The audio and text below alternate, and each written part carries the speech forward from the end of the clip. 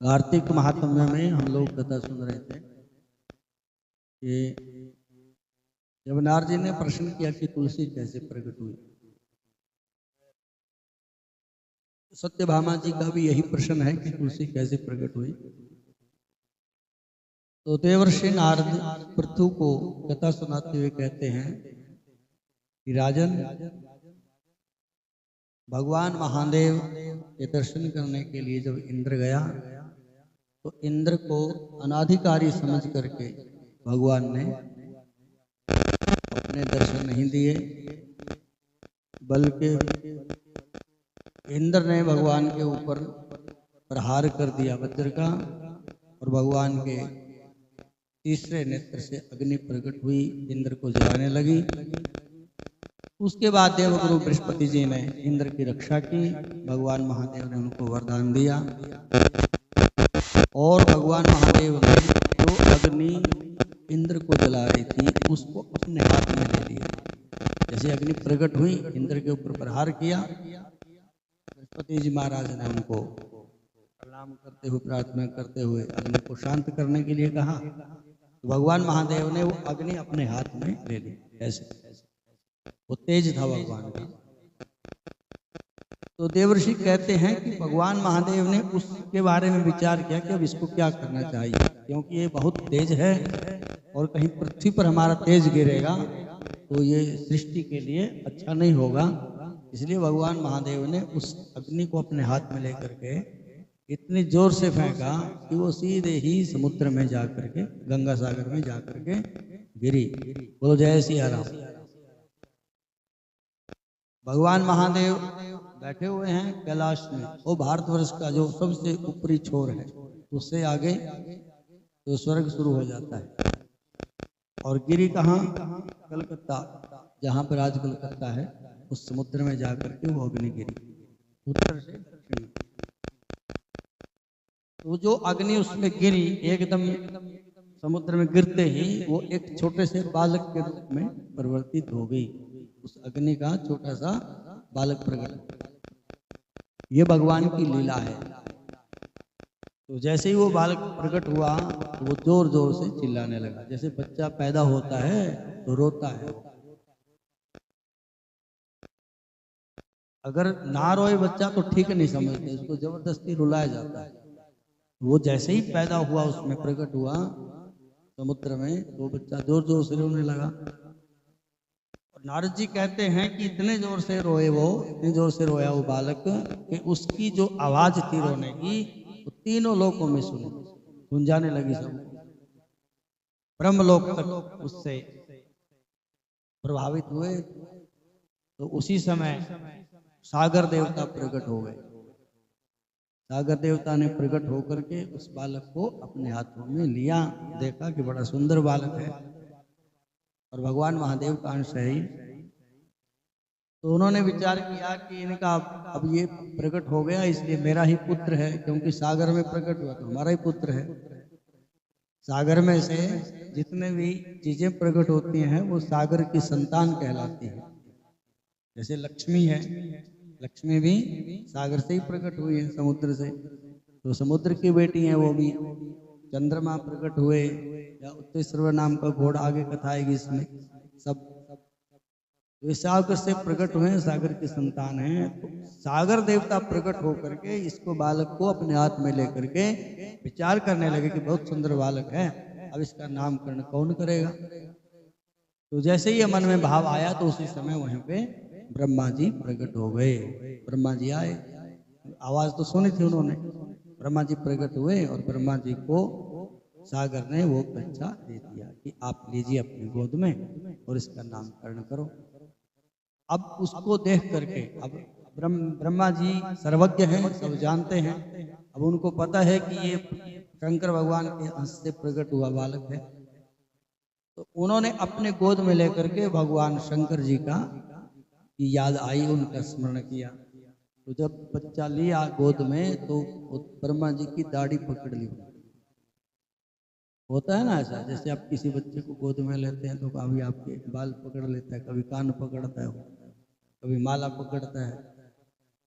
तो ऐसे ही खेल खेल में उसने ब्रह्मा जी की दाढ़ी पकड़ ली।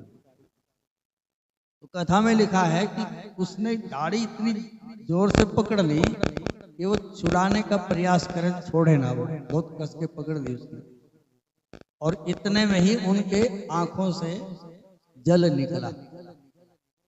ब्रह्मा जी की आंखों से मतलब दर्द के मारे जल निकल गया।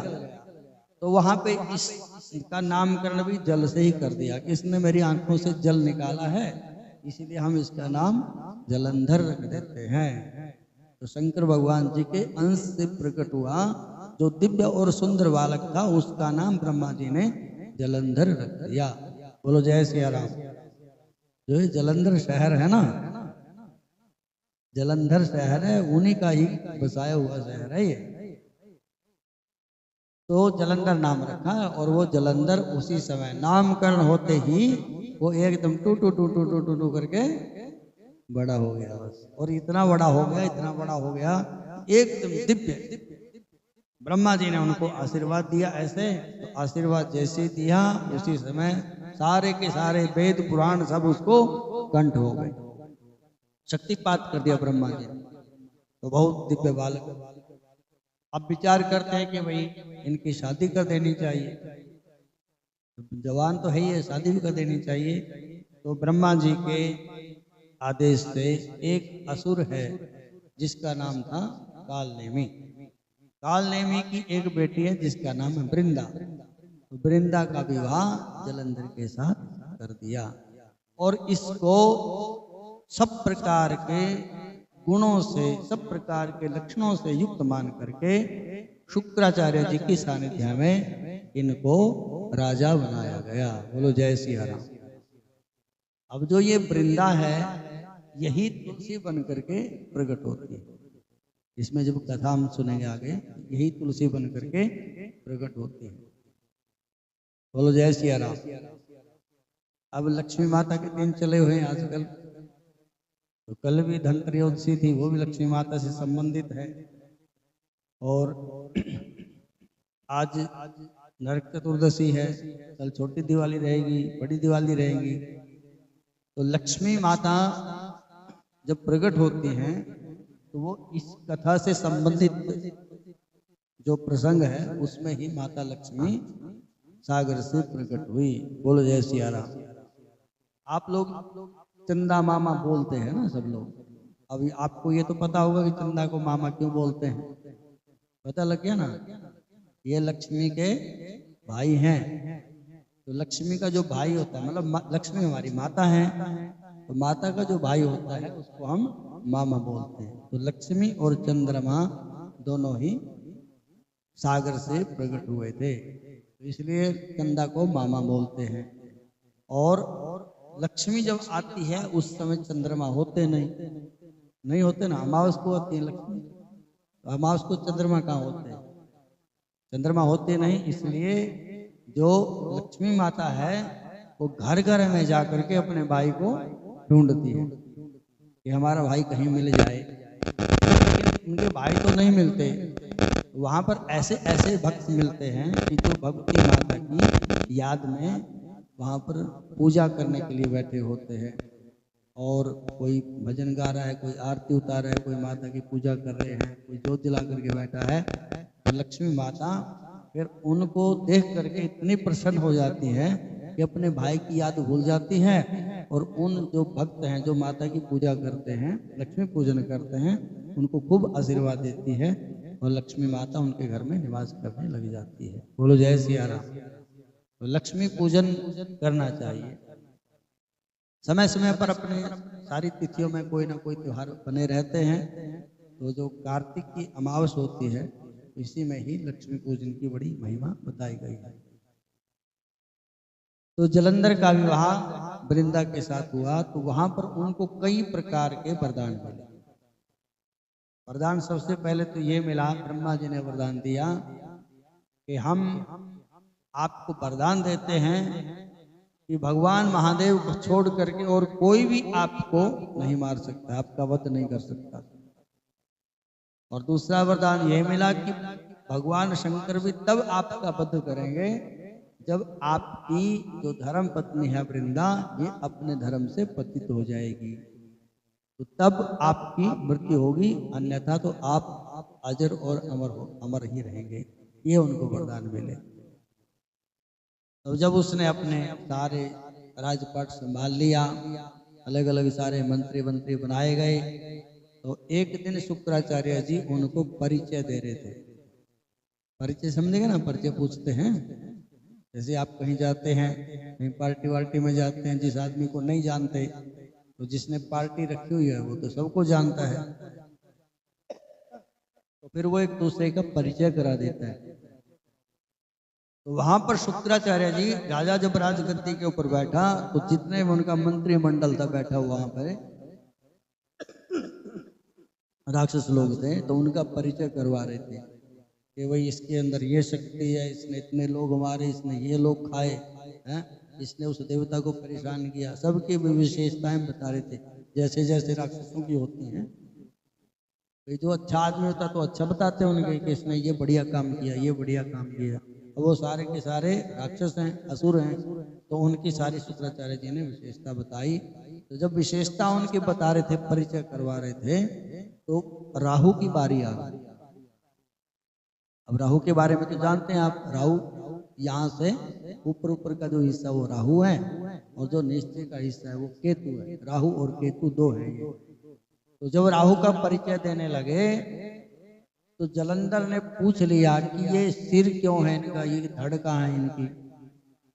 तो फिर शुक्राचार्य जी ने उनको ये समुद्र मंथन की कथा सुनाई। बोलो जय सिया राम।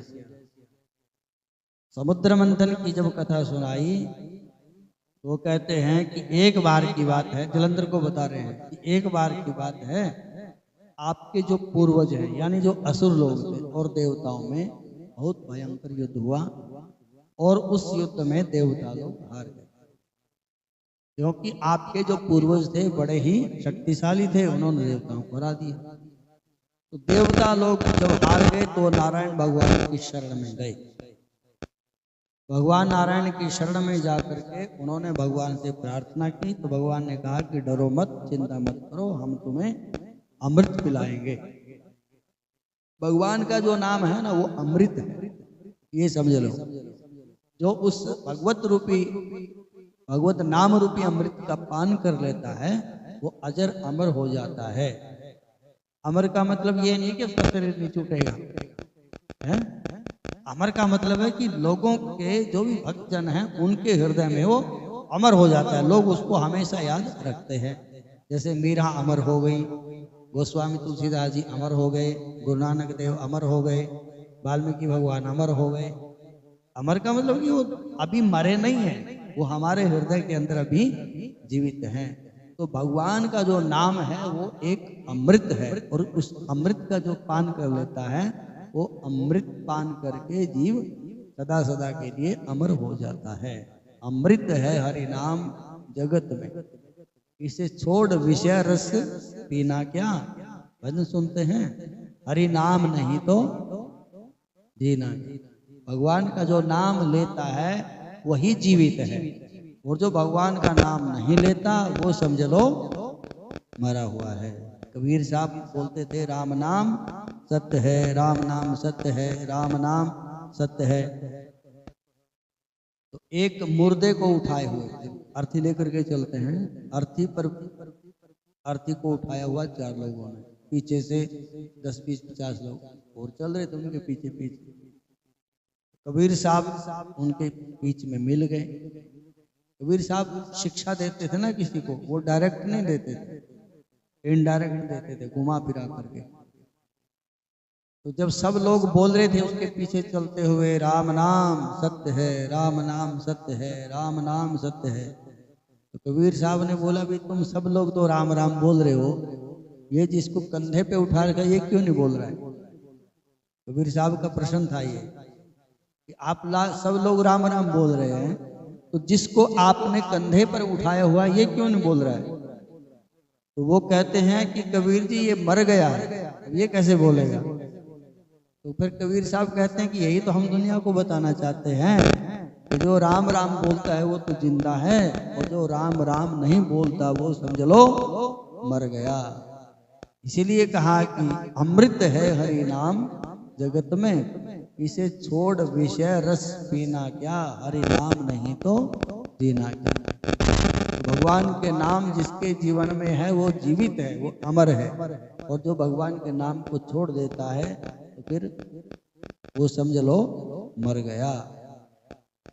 तो जब उन्होंने बताया भगवान ने कि हम आपको अमृत पिलाएंगे, हे देवताओं तुम चिंता मत करो, इसके लिए तुम्हें प्रयास करना होगा। बोले ठीक है प्रभु, आप बताइए क्या करें। बोले सागर मंथन करो, समुद्र में से निकलेगा। सागर मंथन कैसे करें? भगवान ने सारी बातें उनको बताई, और वहां पे भगवान कहते हैं कि देखो जब सागर मंथन होगा, अकेले नहीं तुम कर सकते, उसमें किसी ना किसी प्रकार के विघ्न पैदा कर देंगे राक्षस लोग, इसलिए उनको भी साथ में लेकर के चलना है। तो देवताओं के मन में शंका प्रकट हो गई। भगवान के वचन में कभी भी शंका नहीं करनी चाहिए, और यदि भगवान के वचन में कहीं शंका हो गई तो समझ लो अभी हम पूरे पूरे भक्त भगवान के नहीं बने हैं। बोलो जय सिया राम।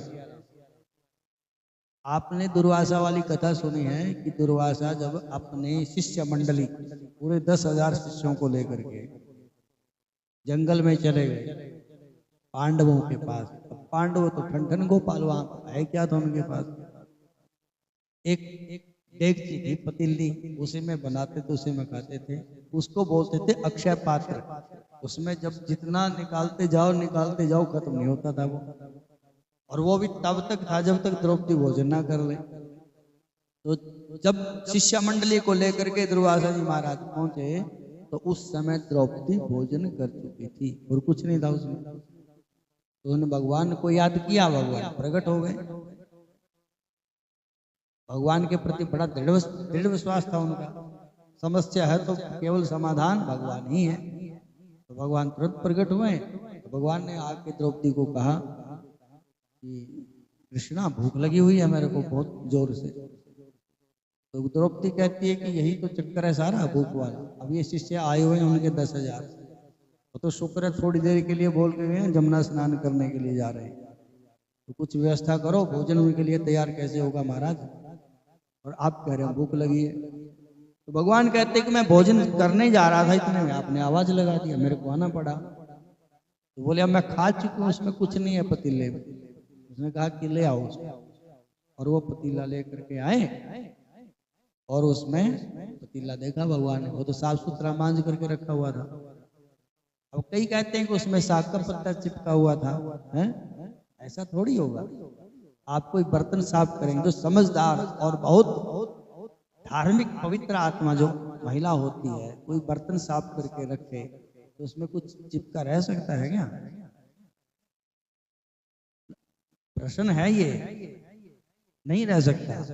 और द्रौपदी जैसी महारानी जो साक्षात जगदम्बा मैया की जो अंश अवतार है, वो जो बर्तन साफ करके रखेगी तो उसमें कहीं झूठ फूट रहेगी लगी हुई? कोई चावल का दाना रहेगा, कोई पत्ता रहेगा उसमें? कुछ नहीं था उसमें, वो साफ थी एकदम। तो भगवान बोले ले आओ। तो द्रौपदी उस पात्र को लेकर के भगवान के पास पहुंची, और भगवान ने उसको हाथ में लिया। तो भगवान ने देखा साहब है कुछ भी नहीं है इसमें।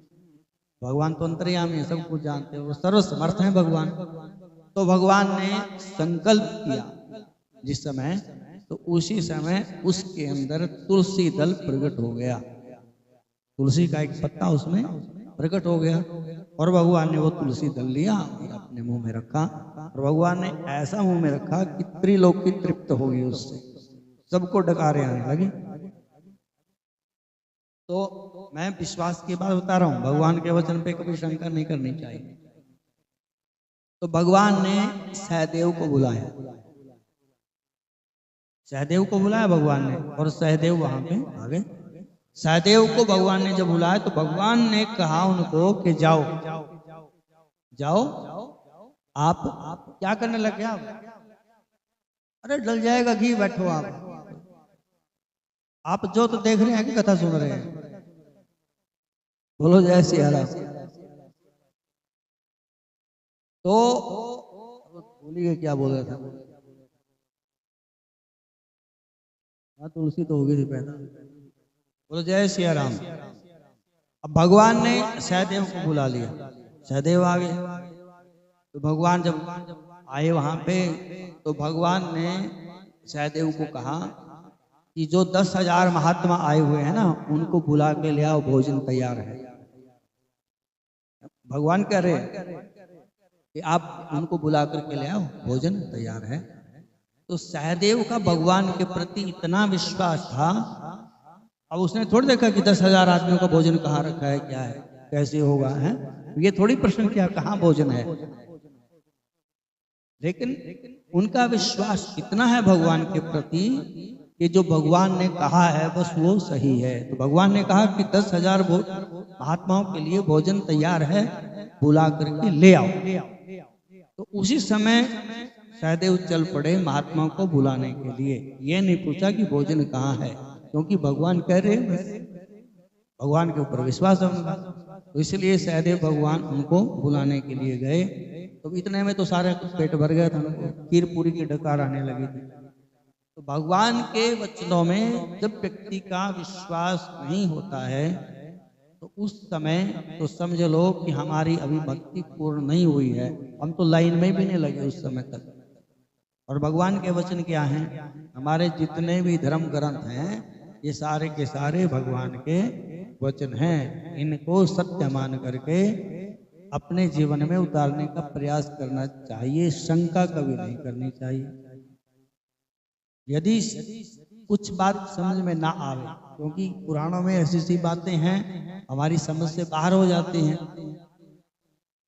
तो कोई बात समझ में अपने नहीं आती है तो भगवान को दोष नहीं देना चाहिए और शंका नहीं करनी चाहिए, बल्कि भगवान के चरणों में प्रार्थना प्रणाम करना चाहिए कि प्रभु ये हमारी समझ से बाहर है, असत्य तो नहीं है, झूठ तो नहीं है, लेकिन हमारी समझ से ये बाहर है, हमें सद्बुद्धि प्रदान करो ताकि ये चीजें हमारे भी समझ में आने लग जाएं। बोलो जय सिया राम।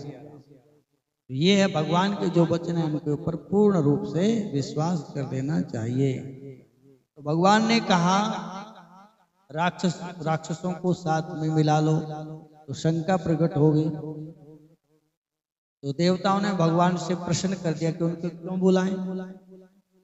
बोले ये तो आपको करना ही पड़ेगा, नहीं तो बीच में विघ्न कर देंगे। तो बोले फिर अमृत उनको भी मिलेगा। बोले नहीं नहीं, अमृत तो आपको ही मिलेगा। तो भगवान वहां पर चूहे और सर्प का उदाहरण देते हैं। बोलो जय सिया राम।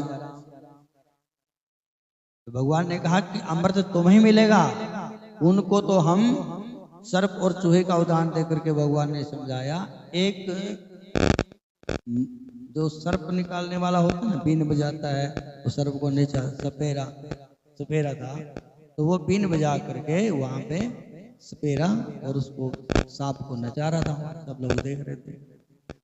तो गलती से एक चूहा आया और सर्प वाली पिटारी में घुस गया, तो उसके अंदर चला गया। किसी प्रकार से वो पिटारी बंद हो गई। अब उसमें जब सांप आया, और सांप भी फिट हो गया बाद में उसमें, अब चूहा और सर्प दोनों ही है। और चूहा डर गया उससे, ये तो गए काम से। तो सांप भी वहां से निकलना चाहता था, उसने कहा कि डरो मत। बोले अब हमने चूहे को खाना छोड़ दिया। तो चूहा ने कहा कि बहुत बढ़िया बात है। बोले अब हम अहिंसावादी हो गए हैं, हमने चूहे को खाना छोड़ दिया है, तुम डरो मत। अब उसकी थोड़ी सांस में सांस आई चूहे की।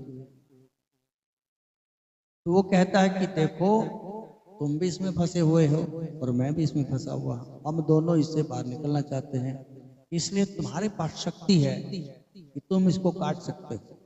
चूहे के दांत बड़े खतरनाक होते हैं। उसने कहा तो सो तो है, और तुम इसको काट दो, हम दोनों इसमें से निकल जाएंगे। तो बोले ठीक है, बहुत बढ़िया बात है। तो चूहे ने वो काटना शुरू कर दिया, और जब वो कट गई पूरी तरह से, तो चूहा कहता है कि चलो अब बाहर चलते हैं। तो उसी समय गप करके चूहे को सर्प खा गया और आराम से बाहर निकल करके चला गया। बोलो जय सिया राम। तो भगवान उन देवताओं को कहते हैं कि अहि और मुष्क, मतलब चूहे और सर्प वाली जो बात है वो वहां पर हम करेंगे, निकलेगा अमृत। अधिकारी भी दोनों होंगे, लेकिन आपको ही मिलेगा, उनको वो नहीं मिलेगा। तो फिर भगवान ने कहा कि देवता ने कहा कि प्रभु ठीक है, आप जो कह रहे बहुत बढ़िया। तो फिर मंदरांचल लेकर के वहां पर वासुकी नाग को लेकर के एक तरफ राक्षस लोग लगे और एक तरफ लगे देवता लोग। सागर मंथन हुआ, तो उस सागर में से सबसे पहले जब मंथन हुआ, नारायण भगवान भी वहां पर थे, ब्रह्मा विष्णु सारे थे, तो उसी में से लक्ष्मी प्रकट हुई थी। तो सबसे पहले उसमें से हलाहल निकला, जहर निकला सबसे पहले। तो जहर को अब कौन ग्रहण करे उसको? सब लोग डर गए, महादेव की शरण में गए, महादेव प्रकट हुए, महादेव ने उस जहर को, उस हलाहल को कंठ में रख लिया। बोलो जय सिया राम। और भगवान का नाम नीलकंठ महादेव पड़ गया। तो उसके बाद फिर अन्य अन्य रत्न उसमें से निकले, चंद्रमा प्रकट हुए, लक्ष्मी प्रकट हुई, कामधेनु, कल्पतरु, ये सारे के सारे रत्न उसमें से प्रकट हुए, लक्ष्मी भी प्रकट हुई। और सबसे बाद में फिर अमृत निकला। तो अमृत सबको चाहिए। तो देवता लोग भी बैठे थे और असुर लोग भी, असुर भी बैठे हुए थे।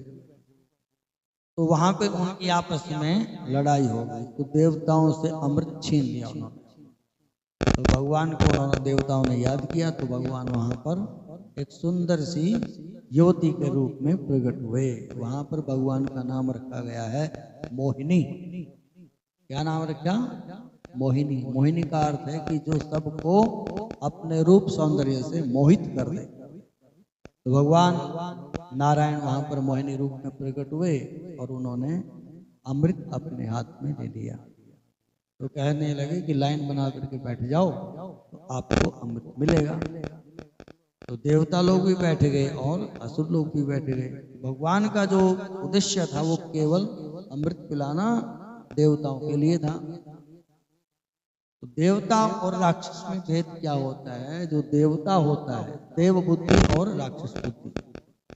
देवता वो है जो सबको खिलाता है, सबको देता है, सबका भला चाहता है। और असुर कौन है? जो केवल अपना अपना चाहता है और दुनिया जाए भाड़ में। बोलो जय सिया राम। जब ब्रह्मा जी को देवता और असुर इकट्ठे होकर के गए तो उन्होंने कहा कि प्रभु, इनको सब लोग चाहते हैं, हमको कोई नहीं चाहता। आप लोग भी इनके ऊपर दया दृष्टि इनके ऊपर ही रखते हैं। तो ब्रह्मा ने कहा कि भाई ये सबका भला चाहते हैं, सबके लिए कल्याणकारी हैं, और तुम सबको कष्ट देते हो।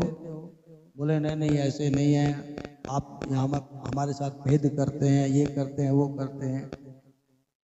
तो कहा कि चलो परीक्षा लेकर के देख लेते हैं तुम्हारी। ब्रह्मा ने कहा परीक्षण कर लेते हैं। बोले ठीक है। तो ब्रह्मा जी ने देवताओं के और असुरों के हाथों के ऊपर ऐसे ऐसे करके ना लकड़ी बांध दी, डंडा, मतलब जिससे हाथ ना मुड़े ऐसे, और लाइन बना करके बैठा दिए वहां। और बढ़िया बढ़िया सुंदर किशमिश डाल करके, शहद और मिश्री डाल करके और खीर बना करके उनके आगे रख दी। बोले खाओ सब लोग। अब कैसे खाएंगे उसको? तो हाथ में तो लगा हुआ डंडा, अब मुंह तक आ जाने तो वो तो अड़ेगा ना उसमें। तो राक्षस लोग देखें, विचार करेंगे प्रभु ये तो बड़ा काम गड़बड़ है, राक्षस तो नहीं खा सके। फिर देवताओं की बारी, तुम खाओ। तो देवताओं ने दो लाइन बना दी, एक दूसरे की तरफ मुंह करके बैठ गए हैं। तो अग्नि देवता वरुण देवता को खिलाते थे और वरुण देवता अग्नि देवता को खिलाते थे। जो सामने बैठा यहाँ से दिया और यहाँ दिया मुंह में, ऐसे दिया, हाथ मोड़ने की जरूरत ही नहीं है। तो ब्रह्मा जी ने राक्षसों की तरफ इशारा करके बताया कि देखो ये क्या कर रहे हैं। जो दूसरे को खिलाता है, दूसरे का ख्याल रखता है, वही देवता है, इसलिए तुम दूसरे का ख्याल नहीं रखते हो। तो जो असुर वृत्ति वाले लोग होते हैं वो अपना अपना चाहते हैं। तो फिर भगवान वहां उनके बीच में प्रकट हुए मोहिनी के रूप में, और असुर लोग देखते ही उनके ऊपर लट्टू हो गए, मोहित हो गए। उन्होंने कहा कि देवी तुम कौन हो? भगवान मुस्कुराए और भी उनके ऊपर वो हो गए, मोहित हो गए देवता लोग। तो कुल मिला करके कहा कि हम शादी करना चाहते हैं। जब असुरों ने पूछा कि तुम्हारी शादी हो गई, तो बोले शादी तो नहीं है, शादी करने के लिए आए हैं। तो बोले हमसे करो, बोले तुम आपस में लड़ रहे हो, क्या शादी करें तुमसे। तो बोले लड़ाई किसकी है, लड़ाई तो अमृत की है। बोले ये मेरे को दे दो, मैं पिला देती हूँ। तो वहां पर एक लाइन बना ली देवताओं की, एक लाइन बना दी राक्षसों की, बैठ गए। तो भगवान जो मोहिनी के रूप में आए थे, पहले देवताओं को अमृत पिलाने लगे। और वहां पे बैठा हुआ था स्वरभानु नाम का राक्षस। तो स्वरभानु राक्षस देवताओं की लाइन में आकर के बैठ गया बीच में। उसको ऐसा लगा कहीं प्रसाद खत्म ना हो जाए। बोलो जय सिया राम। जब लाइन लंबी लगती है ना, तो पीछे वाले ऐसे देखते हैं ना, कहीं प्रसाद ना खत्म हो जाए तब तक। तो देवता लोग बैठे थे, भगवान पिलाने लगे। तो उसने विचार किया कहीं इधर ही खत्म ना करते हैं ये, इसलिए वो आकर के वहां पे बैठ गया। और बैठा कहाँ पर, सूर्य और चंद्रमा के बीच में। तो भगवान समझ गए, भगवान ने अमृत पिला दिया उसको। और भगवान ने फिर उसका सिर काटा। उसके बाद फिर उसके एक के दो हो गए। बोलो जय सिया राम। बाद में करना इसको, बाद में कर ले।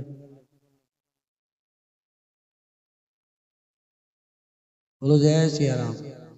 दो हो गए उसके, एक बन गया राहु और एक बन गया केतु। तो ये सारी कथा शुक्राचार्य जी ने जलंधर को सुनाई। और जलंधर ने पूछा कि वो जो सारी चीजें निकली थी उसमें से वो कहाँ गई। भाई हमारे पल्ले तो कुछ भी नहीं पड़ा। तो उसने कहा गुरुजी वो चीजें कहाँ गई, कल्पतरु कहाँ गया, कामधेनु कहाँ गई, लक्ष्मी कहाँ गई, बड़ी बड़ी उसमें निकले, ऐरावत हाथी कहाँ गया, ये सारी कहा। अरे भाई वो तो देवता लोग ले गए, जो बढ़िया बढ़िया चीजें थी वो ले गए सब लोग। अब शुक्राचार्य जी ने जो बात बताई है, ध्यान से सुनना आप। हमारे यहाँ पे एक शब्द प्रयोग करते हैं यथार्थ। जैसे कहते हैं कि जो यथार्थ भाषण करता है वो शुद्ध आत्मा होता है। यथार्थ का मतलब है जो आपने मेरे से सुना वैसी का वैसे उसको बता देना, ठीक है। वो तो बोलते हैं यथार्थ। और हम आदमी देख करके फिर उसको जब यथार्थ भाषण नहीं करते हैं, यदि कोई हमको अच्छा लगता है, हम उसकी बात किसी को बताते हैं, तो यथार्थ थोड़ी बताएंगे, उसमें दो चार अच्छी अच्छी बातें और जोड़ करके बता देंगे। होता है ना ऐसा। और जो आदमी अच्छा नहीं लगता है उसकी बातें बताएंगे, तब भी हम यथार्थ भाषण नहीं करेंगे। फिर उसमें थोड़ा बढ़िया नमक मिर्च लगा करके हैं और उसको ऐसे ही बताएंगे कि दूसरा उसके प्रति और भी क्षोभित हो जाए। तो जब शुक्राचार्य जी जलंधर को कथा सुना रहे हैं, तो उनका जो सुनाने का तरीका था वो ठीक नहीं था। तो उसको बीच बीच में ऐसी बातें बता रहे थे कि ये जो जलंधर है ना, ये थोड़ा सा उकसाए, उनके प्रति, देवताओं के प्रति इनका बैर भाव बढ़े, इसके मन में उनके प्रति बैर भाव आवे। तो ऐसी ऐसी कथाएं उन्होंने सुनाई। तो उनको लेकर के कथा सुन करके केवल सुनने मात्र से ही उनके अंदर, जलंधर के अंदर देवताओं के प्रति द्वेष प्रकट हो गया। बोलो जय सिया राम। हम सुनने से ही तो राग द्वेष के चक्कर में पड़ते हैं।